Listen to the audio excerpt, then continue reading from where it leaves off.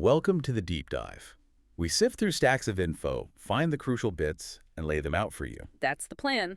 And today, we're tackling something huge, something that hits everyone's wallet, everyone's decisions, but honestly, it's pretty murky. We're talking about the reliability of U.S. economic statistics.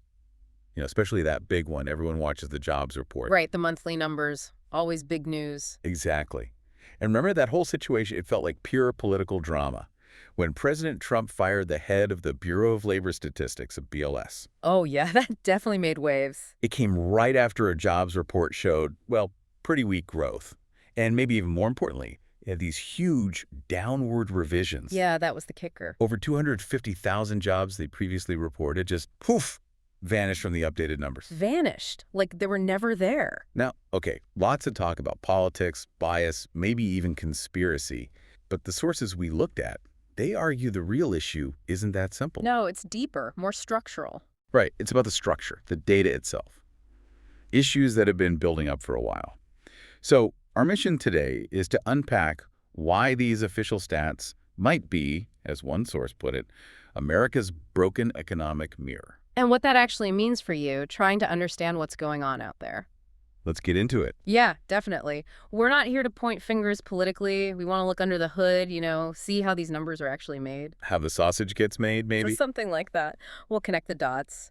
Data collection, who gets the best info. Try to get a clearer picture of why things might feel a bit off sometimes. Okay, so where do we start? How is this jobs data even gathered? Well, the BLS, they basically run two main surveys. Okay. There's the establishment survey. That's where they ask businesses, like, how many people are on your payroll this month? Got it. Businesses reporting numbers. And then there's a household survey. That goes to people, residents, ask them if they're employed, looking for work, that kind of thing. Seems straightforward enough. Two different angles. It sounds straightforward, but here's where the cracks start showing. Small businesses, especially after the pandemic, there are more of them, right?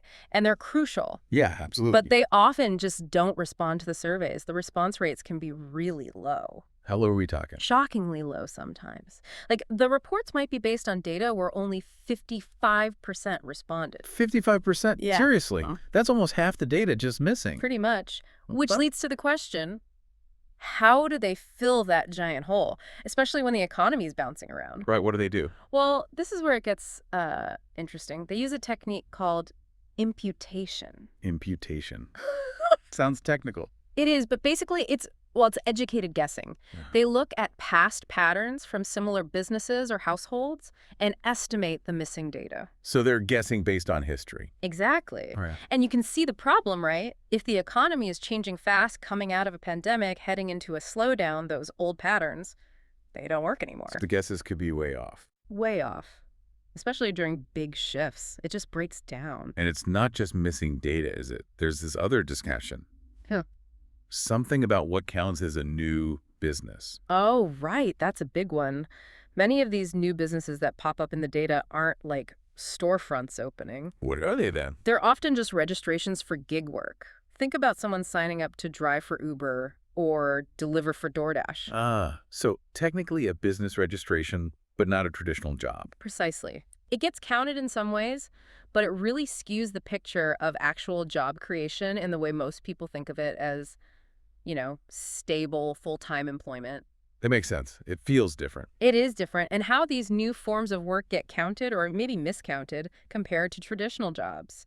It's a huge reason why the official numbers can sometimes feel so disconnected from what people are actually experiencing. Like a phantom limb, you said earlier. Yeah, statistical phantom limb. The numbers say one thing, reality feels different.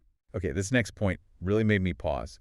It's about how these government agencies aren't just working in silos. The interconnectedness. Yeah, that's crucial. Right. It's not just the BLS. You've got the Census Bureau, the Treasury, the Bureau of Economic Analysis, the BEA. They all share data. They rely on each other. They have to. The economy's too complex for one agency to measure everything. But here's where it gets really interesting, maybe a bit worrying. The sources point out that if one agency's data is weak or uncertain. Just to stay contained. Exactly. It cascades. It ripples through the others, like GDP, gross domestic product, that huge number everyone watches. The big measure of the whole economy. It relies heavily on retail sales data from the Census Bureau. So if those retail surveys are shaky, Maybe because of low response rates again? Then the GDP number itself becomes shaky. Even if the BEA's calculations are perfect, they're working with flawed ingredients. Right. It potentially paints a misleading picture of the entire economy's health. And that's the real takeaway here. A flaw in one specific spot, like those initial jobs survey responses. It doesn't just affect the jobs report. It bleeds over. It ripples out, affecting multiple official statistics. It's like a tiny crack in your car's sensor messing up the reading on the whole dashboard. But you think you know how fast you're going, but... But the information is compromised. And then people, businesses, policymakers, they make decisions based on that compromised information. Which brings us to another really striking point from the sources. This massive information gap. The haves and have-nots of data. Totally. While public agencies like the BLS are struggling with budgets and data collection. Trying to do more with less. Big investment firms, hedge funds, they're spending billions every year on what's called alternative data. Billions. With a B, what kind of data are we talking about? Or everything. Private surveys, satellite images, tracking cars in Walmart parking lots, credit card transaction data, real-time stuff. Wow. So they get a much faster, maybe more granular picture? Way faster. And get this contrast. The sources say that spending is 20 times the entire annual budget of the BLS. 20 times? That's staggering. So what does this mean for you, the average person? Yeah. Or even small businesses? It means you're navigating with a blurry, often delayed map. While the big players have high-res, real-time satellite feeds. Exactly. It creates this fundamental unfairness. The economic playing field isn't level if access to crucial information is so wildly unequal. You're making decisions based on older, potentially flawed public data, while others are trading on much better, faster private data. And it ties back to those budget constraints we mentioned. How so? Well, when public agencies like the BLS get their budgets cut, they're forced to rely more on those estimation techniques, the imputation. Which we already said can be unreliable. Right, so the public data gets weaker. And then here's the kicker, sometimes that weaker data is used as an argument for more budget cuts. Wow, a vicious cycle. It really is. It erodes the quality of public information. And guess who benefits? The people selling the alternative data. You got it. Private data sellers like Bloomberg and others mentioned in the sources, they actually profit from this widening gap. They're basically monetizing the deficiencies in public data. Okay, so the data collection is flawed, the system is interconnected, leading to ripple effects, and there's this huge gap between public and private data. It paints a concerning picture. Which leads to another big question. Are the things we're even measuring still the right things? Are these traditional metrics relevant anymore? That's a fundamental question the sources raise. Do metrics designed decades ago still capture today's economic reality? Take the headline, unemployment rate, the number everyone quotes. The U3 rate, yeah. The sources point out how it often excludes the underemployed people stuck in part-time jobs who desperately want full-time work. Or people who've just given up looking altogether. They drop out of the labor force, so they're not counted as unemployed. Right, so the official rate can look okay, but hide a lot of struggle. Or what about GDP per capita? Average income per person sounds good. But it can be really misleading about actual living standards, can it? If all the growth goes to the very top, the average goes up. But most people aren't better off. Absolutely. It masks inequality. So if these numbers are missing things, what big things are falling through the cracks? The sources highlighted something pretty stark. About 10 million working-age men have just left the labor force entirely. 10 million, that's not a small number. Not at all. These are people who aren't working and aren't officially looking for work. They're just gone from the statistics. And standard unemployment data just doesn't capture that massive shift. It's a huge blind spot. It shows how metrics designed for, say, the mid-20th century might completely miss major trends happening right now. Creates a huge disconnect between the statistics and lived reality for a big chunk of the population. And it's tricky because having long data series going back decades is useful. Oh, definitely. For historical context, for seeing long-term trends, it's invaluable. But that's the double-edged sword, right? That same long-running metric might be a really poor indicator of current conditions if the economy itself is fundamentally changed. We end up driving by looking only in the rearview mirror. A broken rearview mirror, maybe. And then there's the human element.